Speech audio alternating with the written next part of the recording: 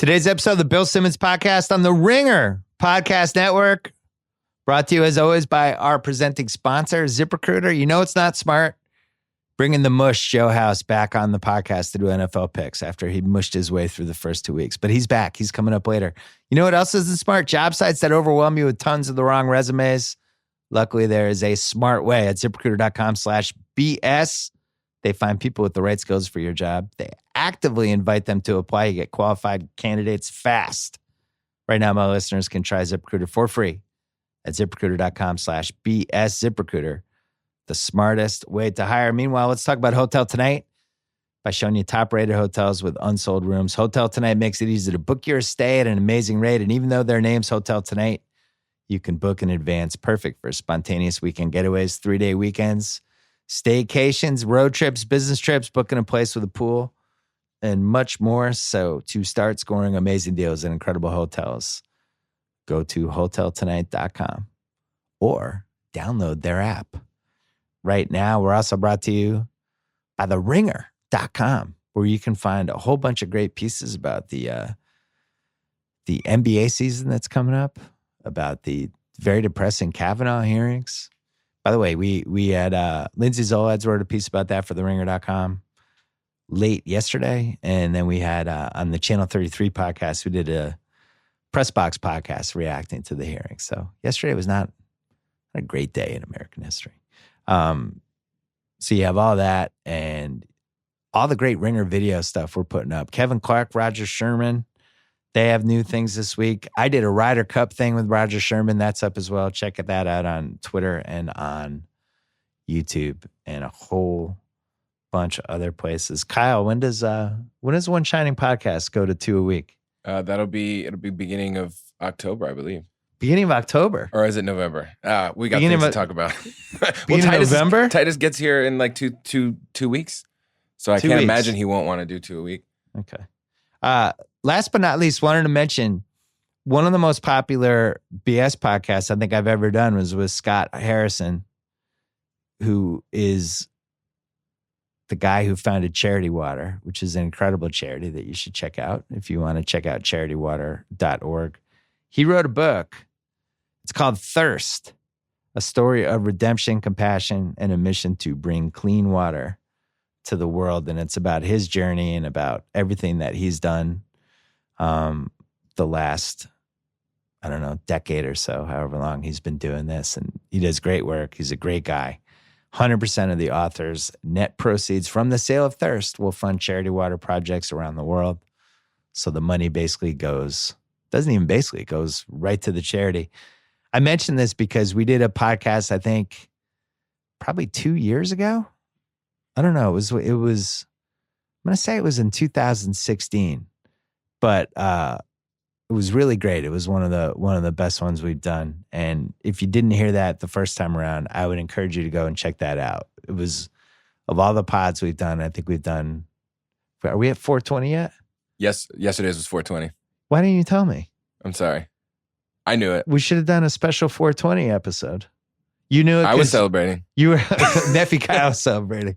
Yeah. So out of the 421, this is 421 that we've done. I got a lot of feedback on that one. And I think it meant a lot to a lot of people. The book, if you like that podcast, I would definitely check out the book. It's fantastic. So that's it. It's called Thirst. It's by Scott Harrison. Check it out. Coming up, my Uncle Tony Kornheiser, as well as Joe House. We're going to bang out some Ryder Cup depressing talk as well as NFL picks. But first, our friends from Pearl Jam.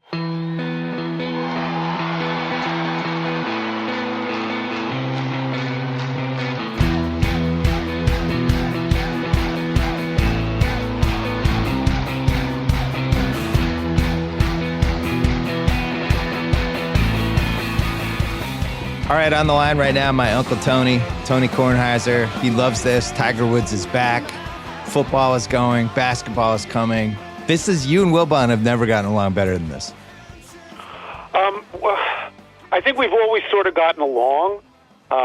It's sort of, here's the thing that's remarkable when you find out that people who have been together for X amount of years hate each other. And I always look at Mike and I say, what are we doing wrong? How come we still like each other? Surely something is going to explode eventually, but it never has. Tiger reignites the marriage, though. He really gives it a little extra step. I mean, we both play golf. I play it more poorly than he does, but it's not like he's going out on tour anytime soon. And we both watched Tiger for so long and thought that he was just so good.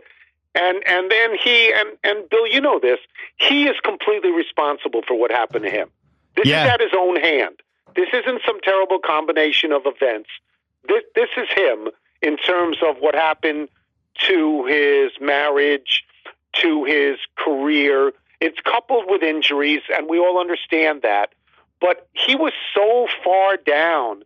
That video of him, is that within the last year or certainly within the last 16 months? That video of him made you think, my God, he could be actually addicted to painkillers. Yeah. And you couldn't possibly imagine that in what is a very relatively short amount of time, he would come back and be good, then quite good, and now to the point where it is realistic to believe that he can win majors. Yeah, he hit a legit rock bottom, it seemed like, in that car with the painkillers. Your friend House was on here last week. We were trying to figure out the most improbable career comebacks we've seen, because everybody talks about Bobby Jones when he broke his back. Came back from that. Nobody even expected he was going to walk again. Mario Lemieux came back from cancer.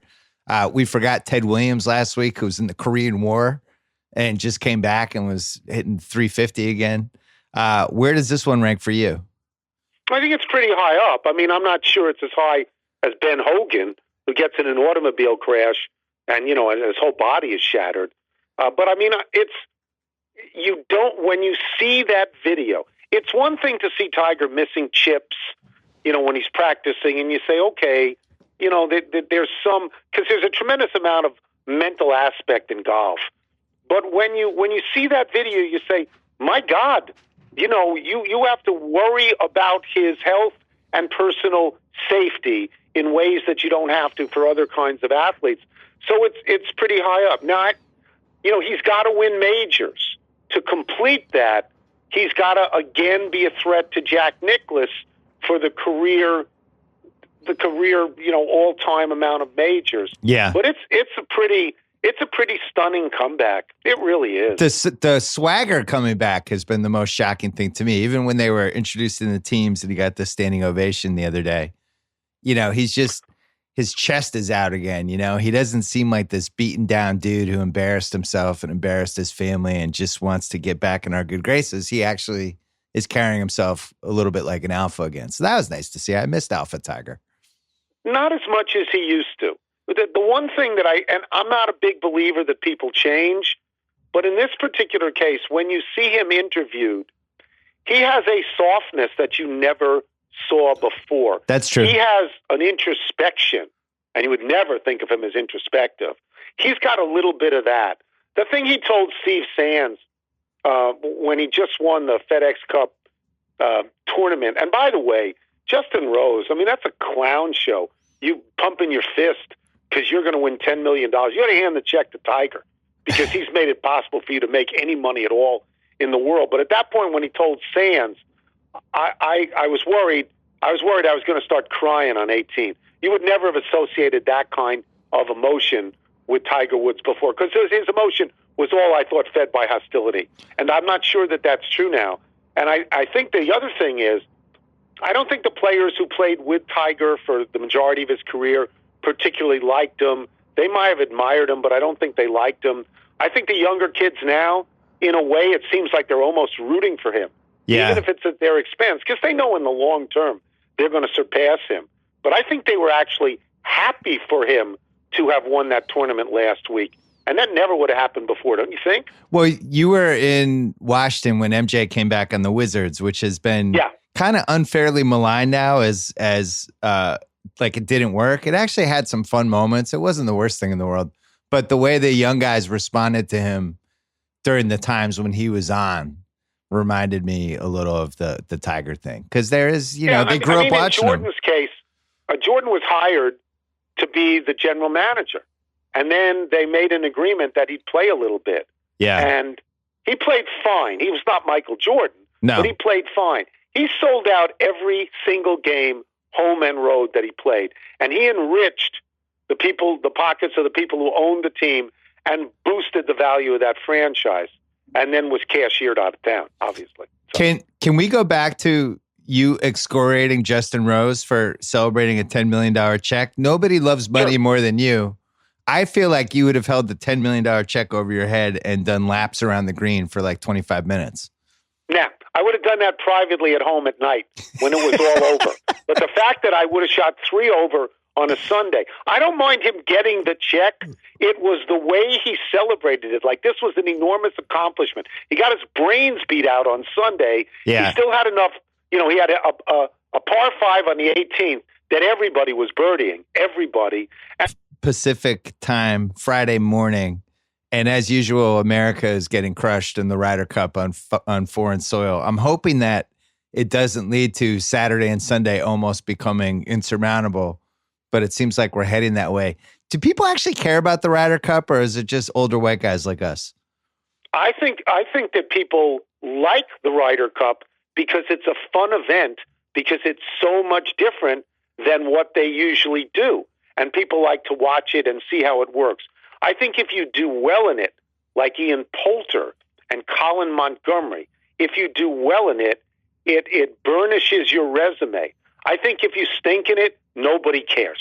Yeah. I don't think anyone really takes it seriously. I just think it's a fun event.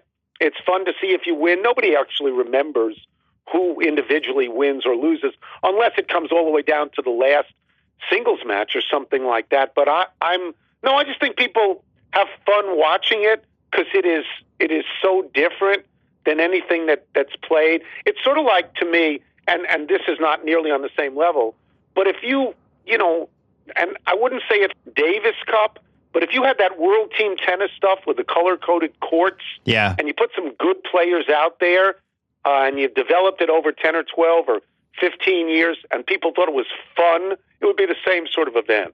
I feel like my theory with this has always been they should take the worst major in golf and tennis and allow the fans to just cheer and behave like real fans.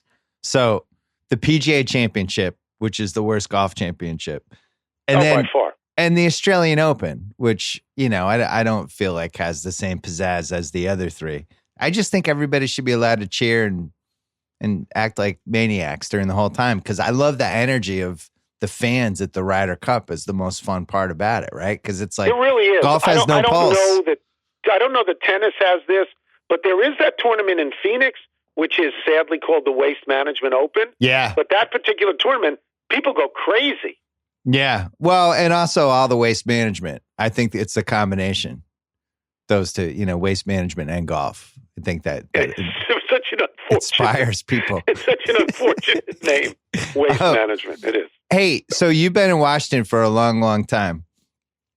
The Caps, first of all, they beat the Penguins, which nobody ever expected to see. It was hockey's version of Red Sox Yankees to some degree. And then they won the Stanley Cup. And this kind of secret stealth sports drought, Washington would never get mentioned in the tortured sports cities conversations, but it had been 3 solid decades. If you were a 33-year-old DC sports fan, you had really no memory of anything fun ever happening in Washington, D.C. This is my son who's 32. Right. So how this is him? He had right. So how have things changed? At me and I would talk about, Super Bowls. And all the successes, and he would say, I never had any of these things.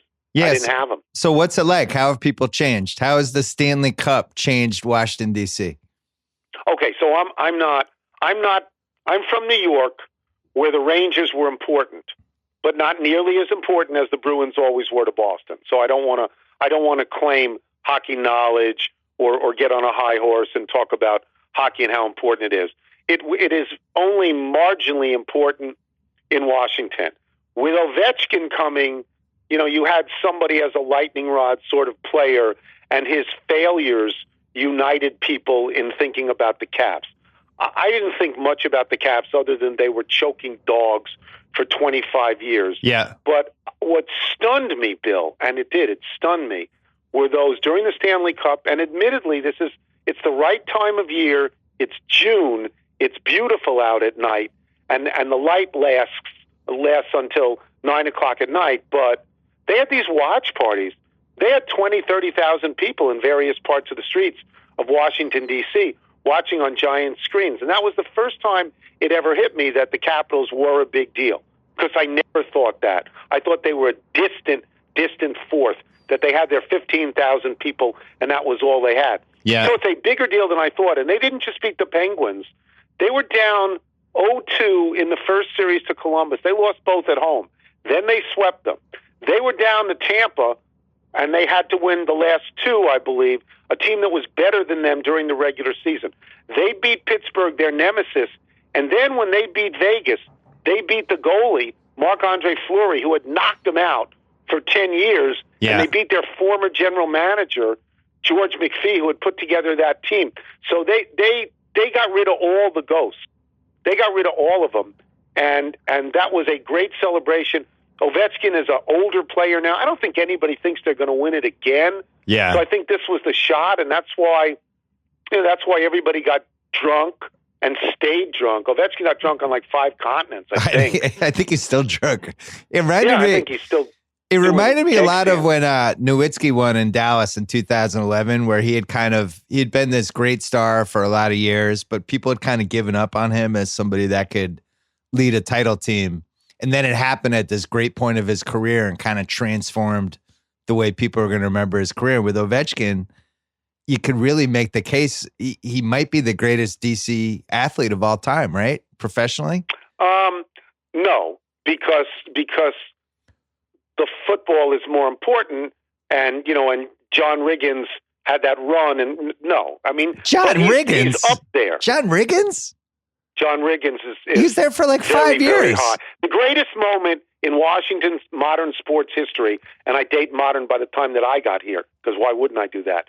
The greatest moment is that run. That's the number one moment. The second moment is probably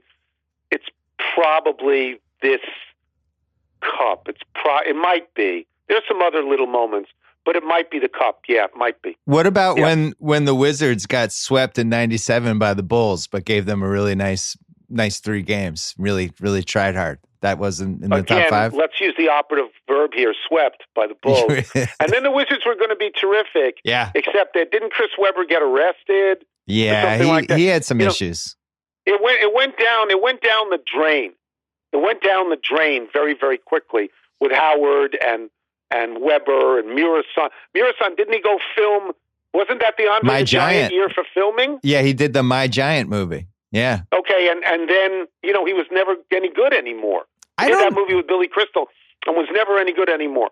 So that disappeared very quickly. The basketball in Washington is really actually it's a litany of disasters. It really is. Culminating in Gilbert Arenas. Well, you've had franchise killing moment. Well, you won 40 years ago now. It was 78, so now we're on the 5th decade. The year before I got here, yeah. And the Wizards beat Seattle, I'm pretty sure. Yeah, so... Well, they were the Bullets. They weren't the Wizards. So we're talking a 5th decade now. They have never made the finals. I don't even know what the top 5 greatest Washington Bullets / Wizards moments were since like 1980. And now you have Dwight Howard on your team, which is like just disaster. Signing a giant tumor and just having it infect everybody. It's absolutely a disaster.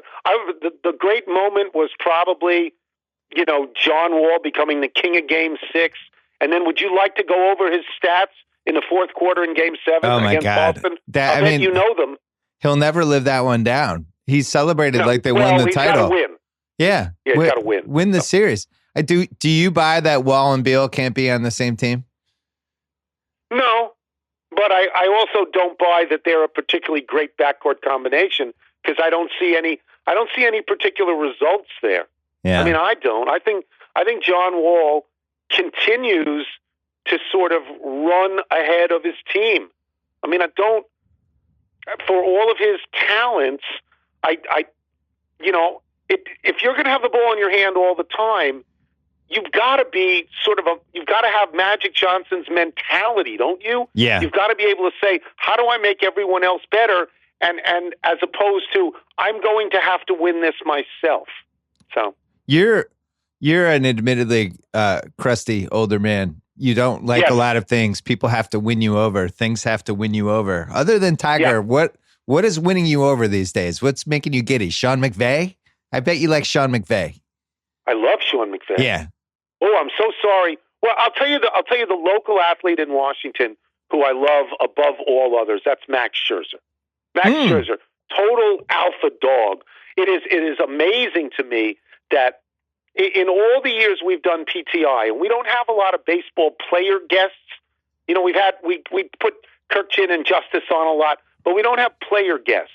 The two best guests we've ever had among baseball players have been Max Scherzer and Justin Verlander, who I consider both to be total alpha dogs, right? Yeah. And they were on the same staff in Detroit. What do you think that was like? So you're in on Max. 100% That's your guy. in. Love Max Scherzer. Love him. Yeah, love him. Who else? Sean McVay? Any other football players? Sean McVay was an offensive coordinator here for 2 years or something like that. And at the impossibly old age of 31, became the head coach of the Rams. And I know that all of Los Angeles who might be listening will appreciate this. Jeff Fisher looked at Jared Goff and said, I can't stand him. I don't want him out there. He has no talent.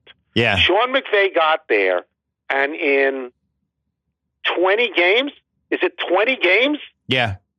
Has a guy that looks like a potential all-timer. He had 5 touchdowns last night. He completed, I think if you look at his completions, it's something like 22 completions for 465 yards. Yeah. What? And he was on everybody's fantasy bench. I'm starting to wonder, and I felt this way heading in the season because I really thought the Rams were going to be great, and I picked them to win the Super Bowl. Not that I'm right all the time, but I really did believe that he was special and that they had a ton of talent. And now I'm starting to think, when you're just watching how they're decimating all these teams, that you had Bill Walsh in the 80s, you had Belichick basically in the 2000s catching the league at this time when physicality and defense and strategy and depth and being able to manipulate the salary cap, all of these things he was really good at, he showed up at the perfect time and was able to have this sustained period of dominance. And now you have McVay, who's clearly, you know, a little Bill Walshian. I hate to say that, but I really think he is. Well, but his grandfather was Bill Walsh's partner. Yeah. So, was the GM on those teams. And he's coming into the league right during this new era where it's basically touch football. And you can't hit guys over the middle, and you can't touch quarterbacks. Yeah. And he's the perfect guy for this era. So I was concerned about this last night when I went to sleep at halftime because I live in the East, and I wasn't staying up for that whole game because I'm old. So when I woke up, I asked the people at my podcast this morning, were there any particular roughing the passer calls in the second half? And they said no, there were not. And that was important to me to know because that means McVay earned everything. Mike Zimmer has the reputation, and I think it is justified, as a really good defensive coach. They don't have the players. Got shredded. Yeah, they don't have the players this year. I guess we're both in total agreement. This is the new NFL. This is 55-48. This is what's going to happen. And it occurs to us both, I'll speak for you too, that McVay is better equipped to do this than anybody else. Yeah, and I always looked at, I had the coach for any possible era. He was going to figure out whatever. But now for the first time, the way they put together this 2018 Pats roster and the Brandon Cooks trade, which when they did it, I was like, that's a smart trade. That's a classic Belichick trade. It's crazy. It turned out to be not a smart trade because you know what you need in 2018 is really fast guys who can get open because you're not allowed to touch anybody. So it's the, you know, there's a revolution going on in basketball, the way that people my age always viewed the game and how the 5 players work together that is not what is going on now. It's entirely different now. It's much more spread. Shooting is much more important. There's probably been no rule change ever, not a rule change, more important than basketball adopting from the ABA the 3-point shot. That's changed the whole face of basketball. And without rule changes in the NFL, what you're seeing are these small little penalties and how they're called and how they're not called. That has changed the game, and McVay's ahead of the others. He's ahead of the others. And the Cooks trade was, in retrospect, just really smart, because now when you look at their team, they have a running back who can run and catch, which is the number one thing you want from a running back. That's right. They have a really good possession receiver in Cup. They have a great deep threat with real speed, who's only 25 in Cooks. And then Woods, who is like really the perfect third receiver. And Goff, who has been making throws all year. I mean, shit, we always look at, Sal and I always look at the MVP odds trying to figure out who the best value bet is. We both love the Rams this year. And we kept looking at Gurley, and Gurley was like, 15-1. We never even considered Goff. And Goff might be the MVP this year. Goff might throw for 50 touchdowns and have like it's only 4 games in, picks. So you don't know. Yeah, but if that team goes 15-1, there's going to be a Rams MVP. It's going to come from this team. So what you look at, and I'll go back to what you said before about him being a little bit Walshian. Like Goff could be for McVay what Montana was for Walsh. Yeah. Just sort of the perfect person to carry out whatever the plan was that day. Don't you think? I 100% agree. I have a little tidbit for you. Well, it's a name drop, which is your favorite. You love name drops. You love name dropping. You love Wilbon's name drops. But Wilbon's name drops are almost in the Dick Schaap level. Almost. Yeah, okay. It's not even a name drop. It's more like you could name them the Wilbon. Because he does it so seamlessly. He pulls it. He does it from around the bend. You don't even see it coming. He was like, I was having breakfast yesterday, and I was eating eggs, and then Tiger Woods said to me, "It passed the ketchup," and you're like, "What? Wait, you were with Tiger Woods?" Just hold on a second. It's MJ on the phone. I'll be right back to you guys. So anyway, 2 weeks ago, I was at Matt Damon's house. We're doing a podcast that's actually running next week.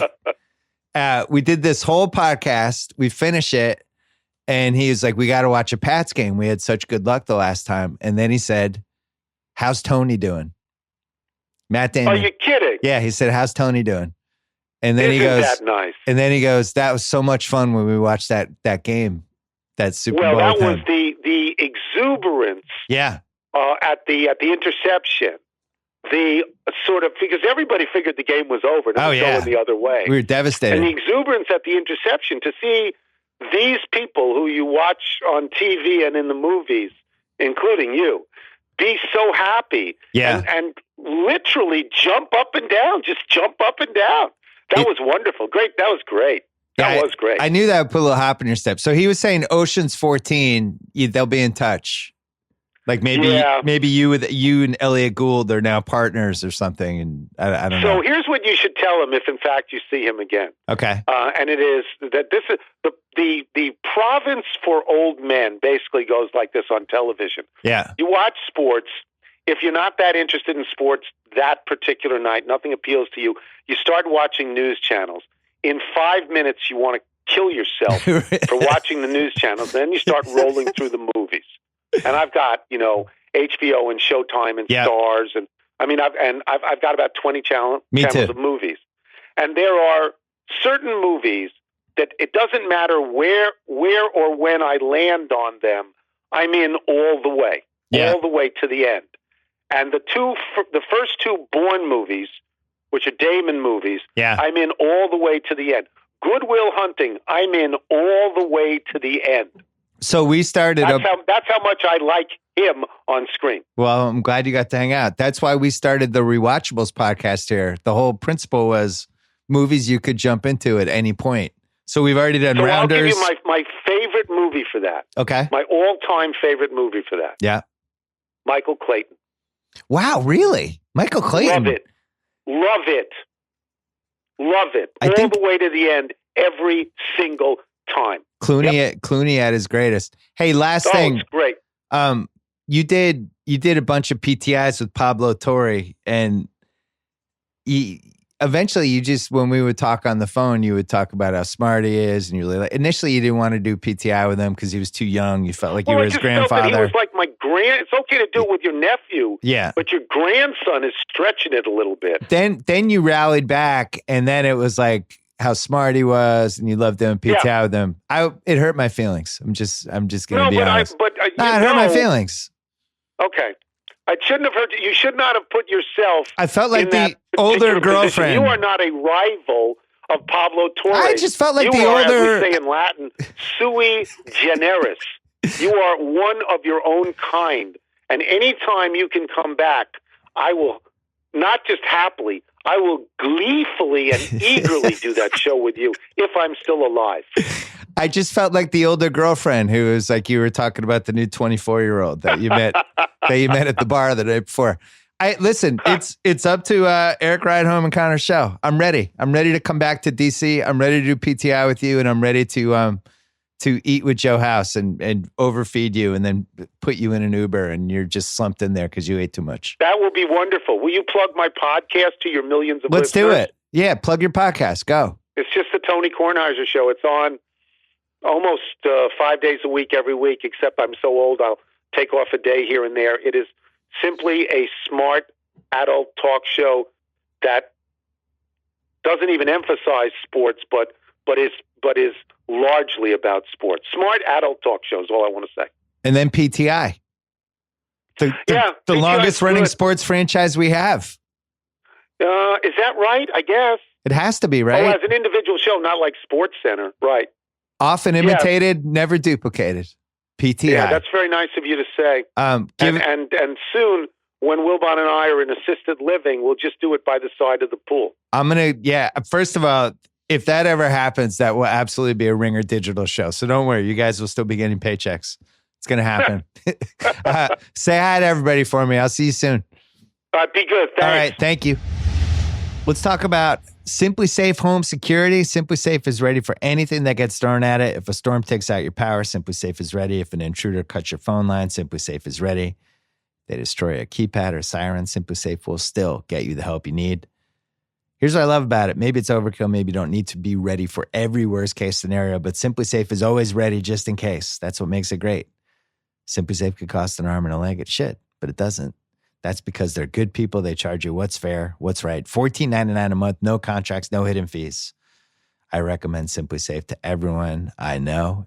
If Nephew Kyle had anything valuable in his house, I would tell him to get Simply Safe. One day, Nephew Kyle will have to get Simply Safe.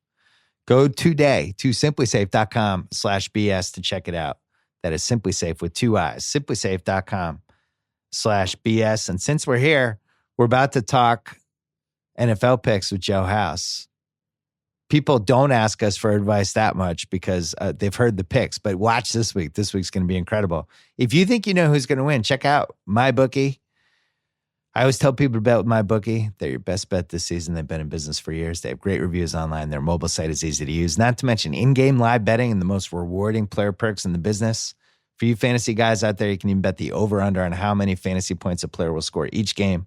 Lay down some cash, win big today. You win, they pay. And remember, they are slammed with new bettors. They want to give everyone the best service possible. If you're willing to deposit after 7 p.m. Eastern time, they'll give you an additional $25 free play on deposits over $100. Join now. They'll match your deposit dollar for dollar. Use the promo code Bill Simmons when creating your account to claim up to $1,000 in free play. You play, you win, you get paid. That is MyBookie promo code Bill Simmons. All right, we're going to talk to Joe House right now. All right, Joe House is on the line. We're going to make some NFL picks in a little bit. We are recording this. It is now 9:18 Pacific time in the morning on Friday. And to nobody's surprise, the most predictable part of my weekend, other than my dad falling asleep on the couch tonight because he's visiting, America got just killed on foreign soil yet again. Why does this keep happening, House? Ole, ole, ole, ole, ole. It keeps happening because we keep reinventing the wheel. A lot of questionable pairings on the American side. It worked out okay in the morning. It did not work out in the afternoon foursomes. We got swept. It was a 4-0 sweep. That hasn't happened in some number of years, Jesus. 25, 30 years. There's a bunch of stats out there that you can check out to see. Put the fine point on the ass whipping that the U.S. took, but stuff like putting Phil Mickelson, a notoriously bad player, in alternate shot and pairing him with Bryson DeChambeau, a rookie with whom he has a decent rapport, but who is being put in the impossible position of having to bail out bad Phil Mickelson T-balls. That's a tough one. Yeah. And I tell you what, Bill Simmons, they got boat raced. Maybe they should have put Phil with somebody who loves to gamble, and just that person could have gambled with Phil, and Phil could have forgotten that he was in an alternate shot matchup thing. Well, they could have played, he could have played in the morning playing his own ball, and I would have had him paired. If you have to play Phil today, this is the challenge of it. And I understand how hard it is for Captain Furyk. Phil is an eminence, so he has to play. By form, he should sit, right? He really should only play one match today and tomorrow, and then just play singles because he's been in bad form last couple weeks. But he has to play. If he has to play, then don't put him in a position to fail. Yeah. But let him go play his own ball. Put him with Captain America, Patrick Reed, and see if Patrick Reed can spark that fire. We know Phil responds to, kind of getting stirred up. That combination, his very best partner in all of the Ryder Cup history is Keegan Bradley. And they had a real thing going. They were a real rah-rah. Well, Patrick Reed knows how to do the rah-rah. I would have let them play their own balls this morning. The one thing I'm not happy. We had our own separate conversation, and on the Shackhouse on Tuesday, I noted that I would be worried about Tommy Fleetwood, and he and Frankie Molinari went out and won both of their matches. And the problem is that Tiger and Patrick Reed, that pairing, now Reed is only going to play, possibly 3 more times. So, I messed it up. 3 more times, right? Yeah. Because he only played the morning. He's not playing the afternoon. He is our best match play player by Ryder Cup history. And we put him in a position where he lost and he's out. So no points at all from Patrick Reed on Friday. The most total points you can get out of him is 3 points. It's kind of compromising your best chance at success. That's all terrible. You know what else is terrible? Having to root for Patrick Reed. But I did it. I'll tell you what, though. I'll tell you what we learned this week. The Ringer's Megan Schuster, much beloved Ringer employee, who loves America but also loves Tommy Fleetwood. You know what happened? What did she do? She rooted for Tommy Fleetwood. She denies it. No. She claims she didn't, but I know what actually happened. I think she rooted for Tommy. I don't think she's capable of rooting against Tommy Fleetwood. So she turned her back on America. She did a great remembrance piece on the Rory Patrick Reed combat, hand-to-hand combat from the 2016 Ryder Cup. She and I always enjoy her golf stuff. So I'll indulge her rooting for whoever's in her heart. You can't really get mad at her. She's rooting for the golfing Jesus. I know. Well, maybe she's a sports bigamist. Maybe she's able to just juggle 2 sports spouses. That might be what it is. America and Tommy Fleetwood. Golf, you're just rooting for a guy. Yeah. Wait, how did El Tigre do today? He lost. He was paired with Patrick Reed, and they lost 3-1 to Molinari and I know, Fleetwood. but how was he hitting the ball, though? Did he look all right? Great. He would have been perfect for alternate shot. He and DeChambeau would have been an awesome team. That's how I would have brought Bryson DeChambeau into the mix. Friday afternoon, alternate shot, Tiger off the tee, DeChambeau. Tiger's scrambling game remains just impeccable. I mean, his short game, the flops and the chips and the bumps and the runs, God, is so good right now. He's at the very tippy top of Tiger powers in the short game. So can we come back? My dad's here all weekend, and this is all he's going to care about, more than the 2 soccer games that he gets to go to and the baseball doubleheader with my son, and just everything that's going on. All he cares about is the Ryder Cup. They have to stay close enough. Our team is deeper, and we have a decided advantage in the singles matches on Sunday. We just have to stay within arm's reach. We can't be down more than 4.5 points going into Sunday. That's what I would say. Which European are you most afraid of? It's still Tommy Fleetwood. I mean, I just think he's ready. He's a rookie, which is kind of weird in the same way that Justin Thomas is a rookie. Those guys have been on a big stage for 2 years now. It just is, a happenstance of timing that this is their first Ryder Cup experiences. I think he's just a total badass. He was making birdie putts all over the place on Tiger. Yeah, I'm not surprised. And Patrick Reed. That's my guy. He has a bunch of my money from me betting on him on every major this year and losing each time. But I have no regrets. Speaking of money losing, I went, we banned you from the podcast last week because you're a mush. Your suspension ended. We've allowed you back. I went 1-3 last week without you. I am now basically dead even for the year. I will say, though, I should have won the Tampa game. I think if Tampa and Pittsburgh play 10 times on Monday night in Tampa, Tampa wins 8. It was just one of those games. A bunch of dumb turnovers in the first half, and they couldn't kind of pull themselves out of their own ass. They were very Fitzpatrick-y. No. They were very Fitzpatrick-y. Oh, speaking of dumb turnovers, how'd you enjoy Kirk Cousins giving another game away in the final minute, only he wasn't your quarterback. He was somebody else's. That must have felt familiar. Such a familiar feeling. I think, oh my God, I've seen this. Yeah. So many times have I seen this. We're coming back. We're going to win. Oh, Kirk fumbled. Damn it. And he really titillated. He had a great pass earlier in that drive. I can't remember the classic receiver, Kirk. but it was like a perfect, like 12-yard low ball strike where nobody else could get to it. And then, he kirked. Sal and I were texting today, as usual, commiserating over how stupid we are. And both of us love the Rams. Both of us thought the Rams were the best team in football. The Rams every week have covered, although they barely covered last night. They are killing everybody. And I don't think we've bet them every week. And I really have a lot of regrets. I've had them in teasers and parlays. If you just bet them straight up, you went 4-0.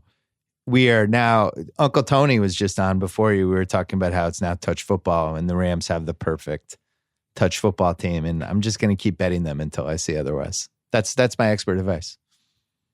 I mean, it seems like the right thing to do. They're the best team in the league, according to all power rankings and all the metrics and everything else. And they're just loaded. The thing that we've touched on before, this is always for entertainment purposes, but Sean McVay is not a dummy. No. And not only is he not a dummy, but he has made Jared Goff look smart. Yeah. Questions about Jared Goff when he came into the league. Now, he kind of looks in this McVay system where McVay is setting him up to succeed and giving him pretty straightforward decisions to make. Kind of like it. So I thought usually week 3 is when things come together for me. But for whatever reason, I think these new rules and injuries and a whole bunch of stuff threw the league off. And now week 4, I really feel I looked at this slate and just some stuff really, really jumped out at me. I've seen enough of everybody at this point and had some real thoughts. Like, I don't think the Vikings defense is good. I went into last night thinking the Rams really had a chance to put up some points. I think there's some misnomers that we have heading into the season when we just don't realize that teams have changed. Now, part of Minnesota's problem is their best defensive player lost his mind last weekend and did a bunch of crazy shit. And for whatever reason, that wasn't even really a huge story. Everson Griffin.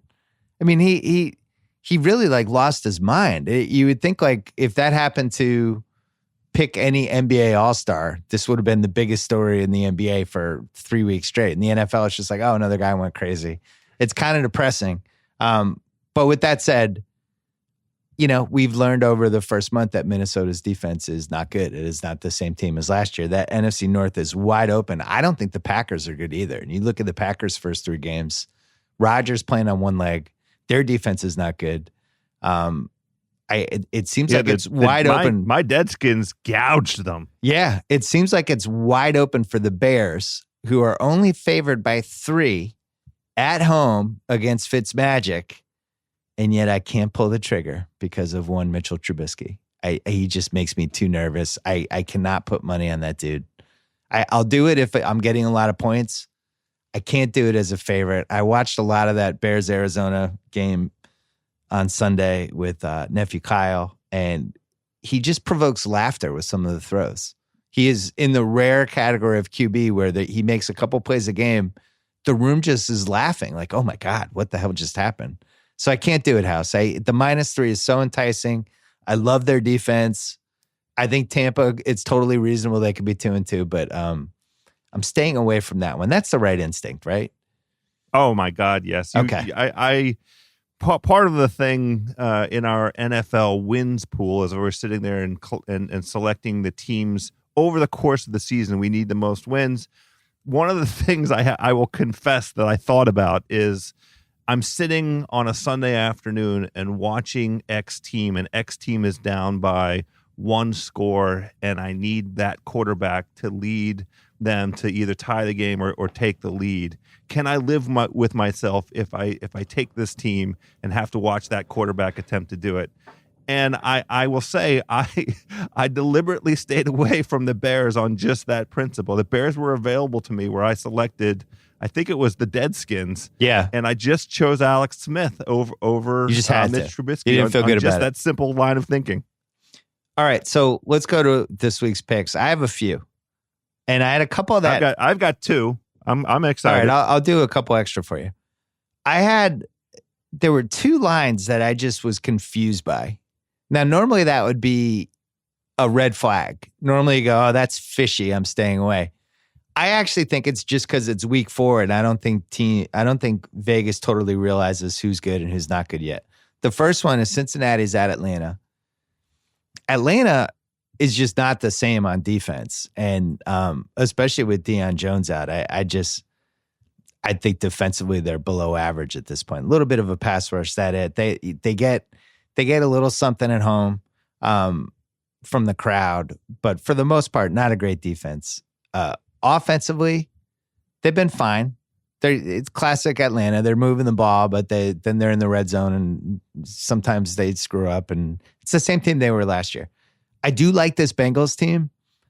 They shot themselves in the foot last week.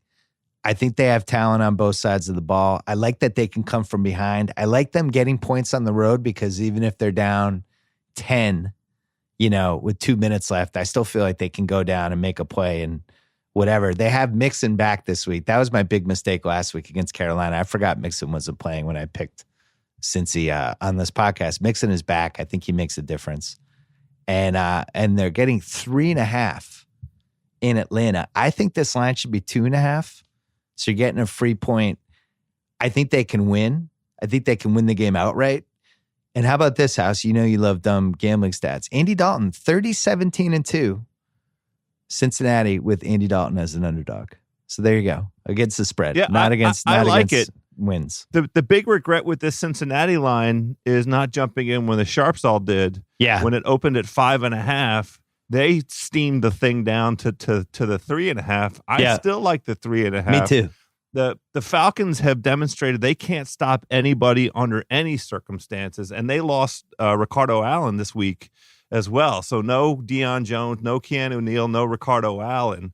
And there was a pretty interesting stat I saw about teams' running backs having receptions. This is crazy. The last 2 weeks, running backs on the opponents of the Falcons have caught 14 and 15 receptions. That's an insane number. That's Deion Jones. Insane number. That's no Deion Jones in the middle there. The only team worse stopping running backs catching the ball in the backfield is my own New England Patriots. So, so I like Cincy plus 3.5, and I wish the money line was more enticing because I think they have a chance to win. There was another game, Lions at Cowboys. The Lions are plus 130 in that one. I stared at that one for a while because I just think Dallas stinks. Robert Mays on the Ringer this week did a great job of just annihilating their offense and how primitive it is and how much it makes no sense in 2018. Like nobody's ever in motion. It's just this like very missionary position offense. And I do think that Lions team, it was 17-17 week 1 on Monday night. And then the Jets, some dumb stuff happened. They get killed. The next week they almost win. They don't. Then they really handily beat the Pats. That line seems off to me.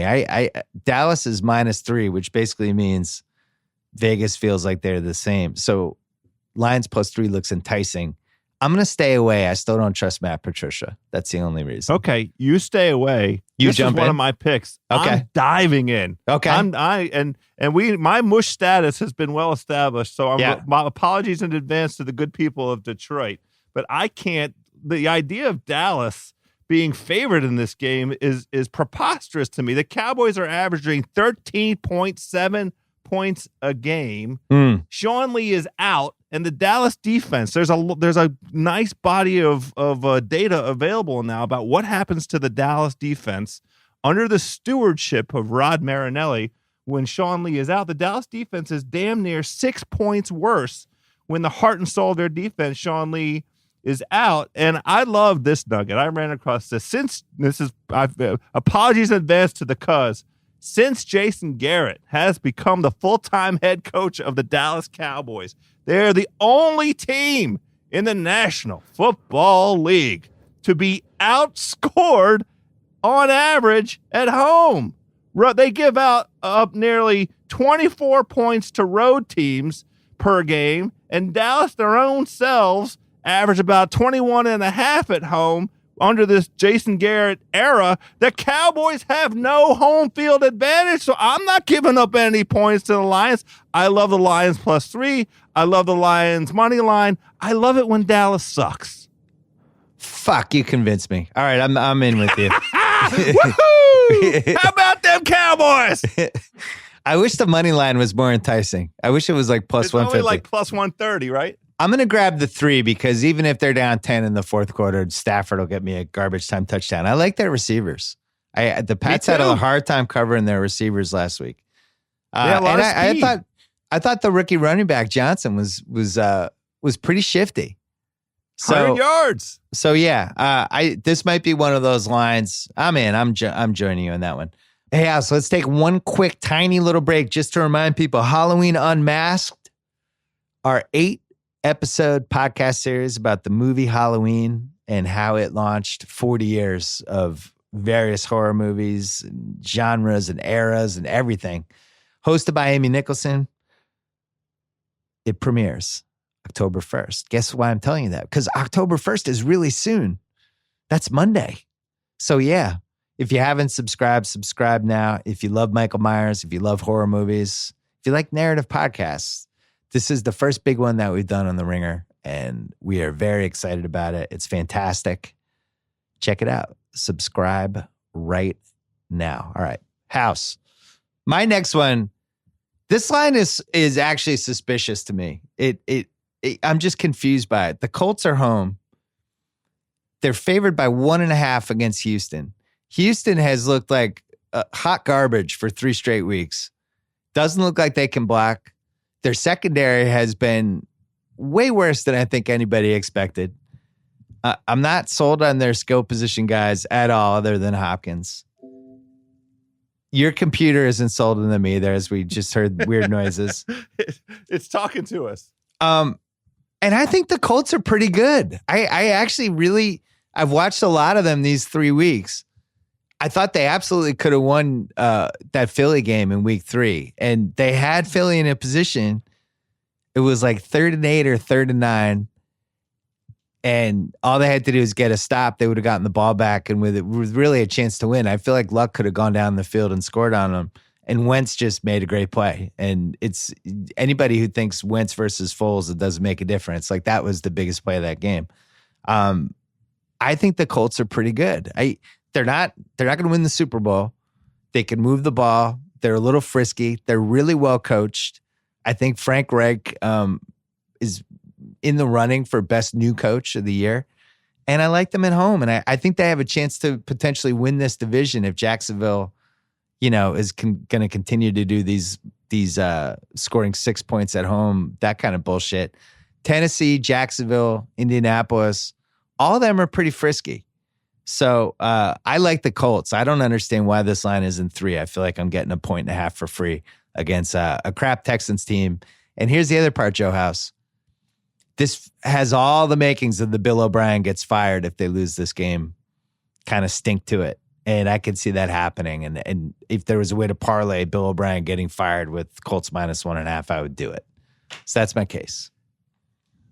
This game feels like a stay away to me. There are competing trends at work here. Yeah. Andrew Luck has a wonderful record, both straight up and against the spread in this spot where he's going up against divisional opponents, coming off of a loss. He's been really terrific in his career. I won't go through all the stats. On the other side, the 0-3 Texans, there is this basic regression kind of idea. Winless teams coming into week 4 have a pretty sizable advantage against the spread. Yeah. And when they're playing a division rival, the number I'm seeing here is 15-6-1 against the spread. And that's just a generic trend number of what teams do, winless teams do. The thing that I also would be just worried about, hit the pause button as it relates to Indy, is they have their third string right tackles playing right now. Yeah. That's the dude that's going up against J.J. Watt. So That's I would not just great. be worried about J.J. coming out and doing a vintage game, because Houston knows that 0-3 is bad enough, especially in losing another divisional game. 0-4, their season's over. So this feels like a stay away to me. I hear all the cases for that. All makes sense. I think Houston's season is already over, and I'm picking against them. And I like this Colts team. Let's say the Colts get that stop on 3rd and 9 last week, and Luck goes down and wins the game. What's this line? It's at least 3.5. For sure. So I agree with you. I don't know. I just think the line's too low. I think the Colts are pretty good too, by the way. Yeah, I used to do the power polls when I used to write for ESPN and Grayland. I used to have the frisky category. And the Colts are definitely in the frisky category. And I would have them in the somewhere between 12 and 16. I'm not sure where, but it's nice to see Luck back. There's not flattering stats about him in the long ball and that they're too dink and dunk, but I also think they have good coaching and it's fine. What's your second pick? I am going to take advantage, and we've talked a little bit on these picks over the season, looking for first-year coaches and first-year quarterbacks. This is a first-year quarterback stat. This is a pure angle. I also love the fact that the Raiders are entering this. I have a winless team at home. The Raiders -2.5 at home against Cleveland. Now, Cleveland has established its own frisky status. God bless the good people of Cleveland. The Bud Light refrigerators were open. The chains fell, and everybody could get dilly-dilly to their heart's content last Thursday night. Unfortunately, I think there is going to be a slight return to reality. The odds are, the statistics are not very friendly at all to quarterbacks making their debut on the road, starting quarterbacks making their debut on the road. There have been, in the past 30 years, 8 instances of the number 1 overall pick being a quarterback, like our boy BM, Baker Mayfield. And, BM, I like that. I didn't realize that was a nickname for him. BM. So why you think, not? Why you think not? he's going to take a BM on Sunday? Well, he might flip that script. I mean, this is the thing. He could take the BM and turn it positive. I just don't think he's gonna. BM. I don't like this.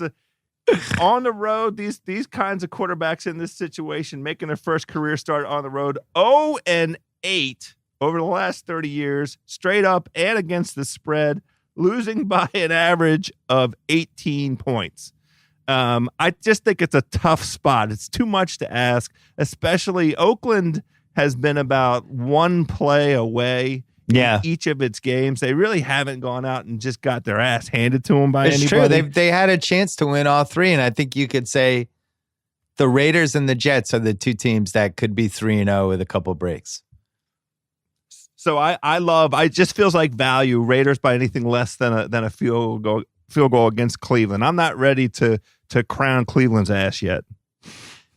Did you read the thing about somebody asked Hugh Jackson if they stole the Philly special from Philly, and he gave this long answer about that's bullshit. I've had that in my playbook for years. And then they went to Todd Haley and they asked him, and Todd Haley was like, "Oh yeah, I shamelessly stole the Philly special." So you have that. You just have a disaster of a coaching staff. Wait. In Hugh's defense, he might have thought they were talking cheesesteak. He might have actually thought they were talking that delicious pork, the roasted pork Yeah, that's sandwich. true. It's unclear if he knew they were talking about football or food. I feel like Raiders Browns. I see all your cases. I just think it's a stay away because the Raiders have shown the ability to snatch defeat out of victory week after week. I also don't. The Browns might just be good, so I want to see this.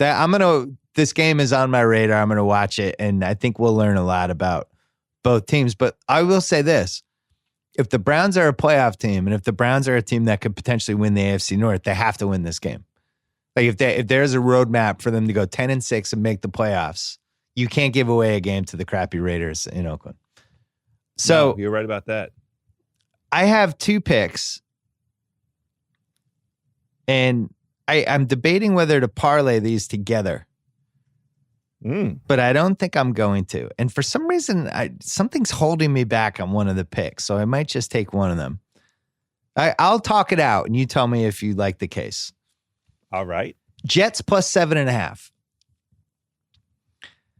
The case against it is Sam Darnold on the road, young guy, prone to make some mistakes, going against a really good defense.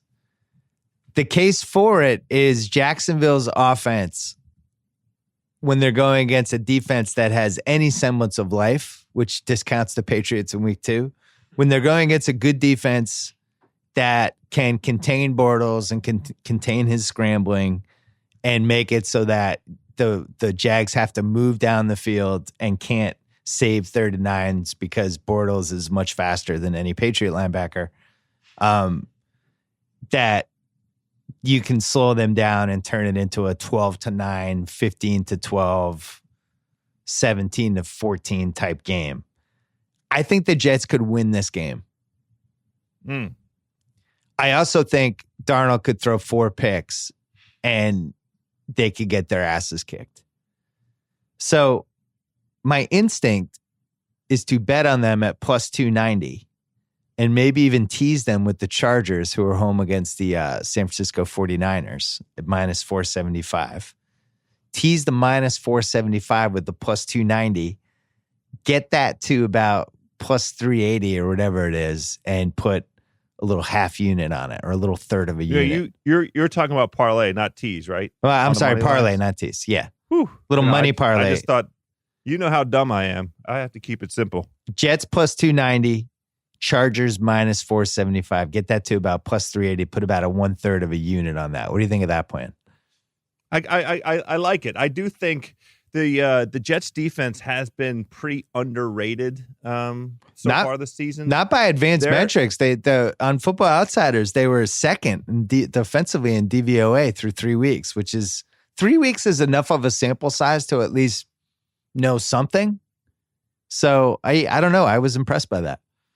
Yeah, well, that was the point I was going to make. The same idea. The advanced metrics are recognizing the quality. They have great cornerbacks: Morris Claiborne, Trumaine Johnson. Yeah, equal to, I would say, Jacksonville's own dynamic combo. But it feels like too many points. So I like the added risk. You're getting properly compensated, I think, for the money line play. I don't want to just betting the spread. Then it's like I have a 50-50 chance that Darnold just self-combusts and I'm not getting enough value for it. So at least doing the money line, if he comes through, I think they can win the game. I like doing the 3.5 plus 375, whatever it is. I think that's a better play. My only concern, though, is if the other half of that parlay, you said San Francisco, right? No, the Chargers home. Oh, I'm sorry, the Chargers, right? Against I got it. CJ Beathard, which we'll be hearing about them again in a second. So the other one, I'm going to do that. I'm going to put 1/3 of a unit on that, just a little flyer. The other one, God, this hurts, House. I don't know. Hey, and by the way, I'm not pouring dirt on the Patriots season. I'm really not, because I feel like when Edelman comes back and when Josh Gordon comes back, if he comes back, counting on Josh Gordon is a pretty good sign for how bleak this Patriots season has become. I heard he might come back this week. Sure. Great. I'll believe it when he's in the uniform warming up an hour before the game. I realized this last night with the Rams. I talked about this with Kornheiser earlier. You look at the Rams, and they have the perfect team for touch football in 2018.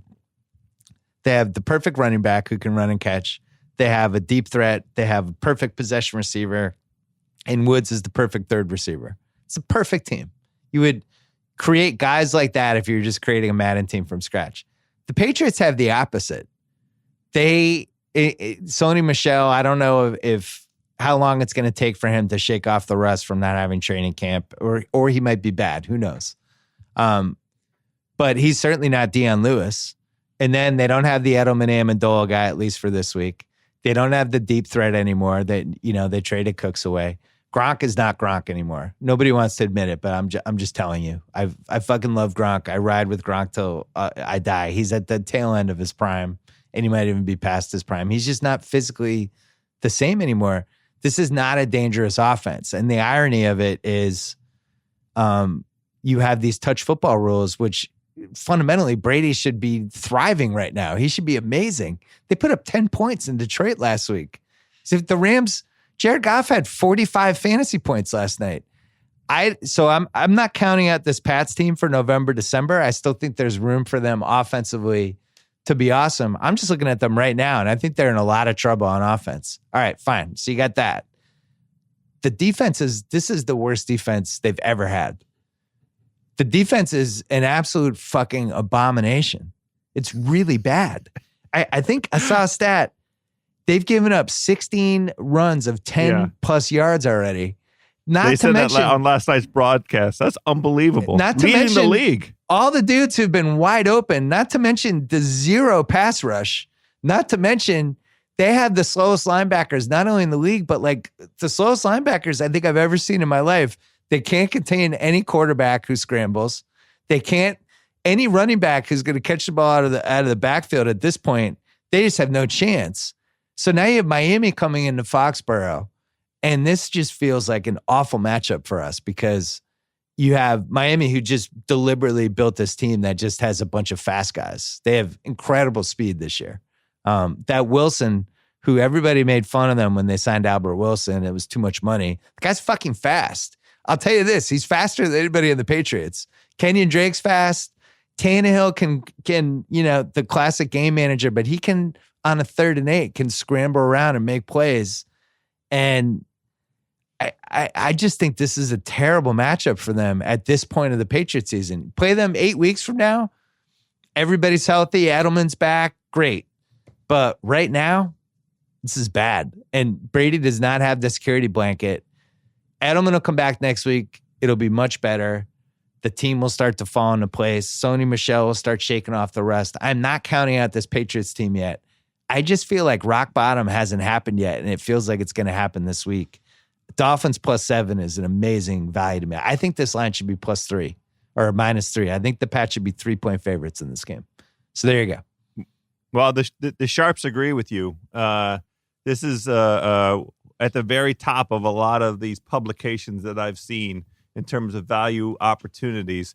There is, because of the body of evidence that Tom Brady-led Patriots teams have amassed over the last 15 years, most of the trends you look at when the Patriots lose 2 in a row counsel in favor of the Patriots not only covering the next game, but like winning big. But there is contra evidence with this particular iteration of the Patriots and the point differential that they're experiencing and what you mentioned about the run. And if you look at the injury list, it's all defensive players. It's terrible. Just a hard time. So I mean, I we had agree Bentley, the middle linebacker, who was probably the slowest middle linebacker I've ever seen in my life, but was still like starting. And now he's on the IR. I was listening to GM Street this week, and Lombardi was saying how Dante Hightower is so slow that he would just play him on the defensive line. That's another one of our linebackers. Kyle Van Noy, who got waived by Detroit or given away or whatever the hell happened, who you'll know him because he's always trailing the much faster running back on a screen pass who's going for 11 yards. He's there. It's just really, just athletically and from a talent standpoint, it's really not great. And again, not counting out this Pats team, but this will be one of the all-time great pull out of the ass seasons if Brady and Belichick can figure this out, because on both sides of the ball, there's just not a lot of talent anymore. And I watch a team like the Rams, and I'm like, holy fuck, they have like 4 times as much talent as we do. It's not even close. Like the arrogance. This is the moment where the Belichick arrogance. Like, why was Brandon Cooks expendable? It was one of those things when they made the trade. It's like really smart. We don't have to pay him. We'll get a first-round pick. And then you watch him just running around on the Rams, and they're like, yeah, he's only 25 years old, and it's touch football now. And it's like we gave away this 25-year-old deep threat. So I've done a 180 on that trade. But yeah. But look, everything ends badly, and I think we've seen with football especially, there's a team every year that nobody wants to admit that they just suck and they just don't have it anymore. We saw it with Seattle. It was like, oh no, Seattle will be fine. They're going to rally. And then they just never rally because it's football. And when you get old, you get old. And I am very worried that the Pats are that team this week. But I'll just tell you, this week, bad matchup. I don't like it. I think that this is a perfect matchup for the Dolphins. So I have them. Miami's historically had New England's number anyway, so it's not even a stretch. The 6.5 just feels like too much. I'm right there with you. Well, now it's 7 on some sites, so I'm taking the 7. But worst case scenario, if you have the Dolphins and they're down 14 late, nobody loves giving up garbage time touchdowns like Belichick. I just can't get over how confused the Pats seemed on offense last week. And the only way they're going to be able to beat these teams is to score 35, 40, whatever. My last pick, this is a money line pick. It's minus 108. Saints minus 170 against the Giants. Chargers minus 475 home against the Niners. I actually like that Chargers team. I think they unfortunately for them went against the Chiefs in week 1 and the Rams in week 3. And it's the perfect time. It threw them off the scent, threw people off the scent a little bit. I think this line should be 13. I thought the Niners were terrible anyway, and then they lose Jimmy G. But you could argue their skill position guys and their QB, the combo of all those guys, it's probably the number 32 out of 32 teams. Defensively, they're not good either. And this is starting to look like a throwaway year for them. Saints, Giants, here's the rationale. The Saints just score a lot of points. They're another team that's just perfect for where we've come to football in 2018. It's like an accident if they don't score 30 points. The only thing that scares me is they're outdoors, and that's been an issue over the years for Breeze. But this Giants team, I think I saw they haven't scored 30 points or 30-plus points in like 3 or 4 years. Did you see that stat? No, I didn't see it, but I'm not that surprised. It's just like... It feels right, doesn't it? It just... All right, so if the Saints get to 30 points, are the Giants getting to 30 points? They might if Barkley rips off 2 78-yard runs. Like...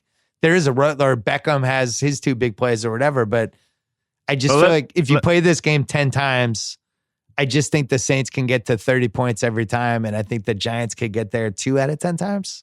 So yeah, let me just remind you, don't you dare underestimate how shitty that Saints defense is. I mean, I'm fine with it. They love to come out and let teams score 40 points in a quick minute, in an Atlanta heartbeat, and the good people of New Orleans, I don't know how they put up with it season after season. How every season at the beginning of the season it's the same thing. It feels like this has been going on for 20 years.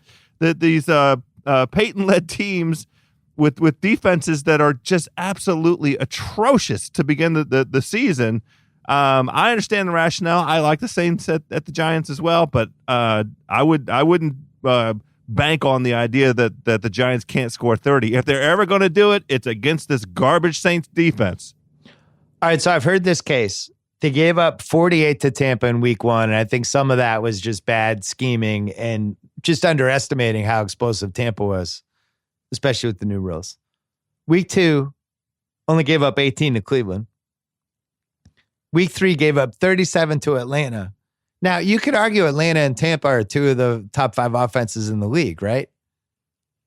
Those 2, the Rams. Yeah. Who else would you have? Chargers. So okay, their defense might not be quite as bad. Maybe it's bad against elite teams, but when it's Eli Manning and a shitty offensive line, not as bad. Is that possible? All right. I'll indulge it. I don't like the I don't like the extra half point. That's why I bought the money line and did I that. like and it. threw them at The the money line Chargers. feels right to me. So there you go. That's what we have. So, House, you're coming to LA in 2 weeks. You're going to be part of the Ringer NBA Preview Palooza. We're hoopy, bro. Yeah.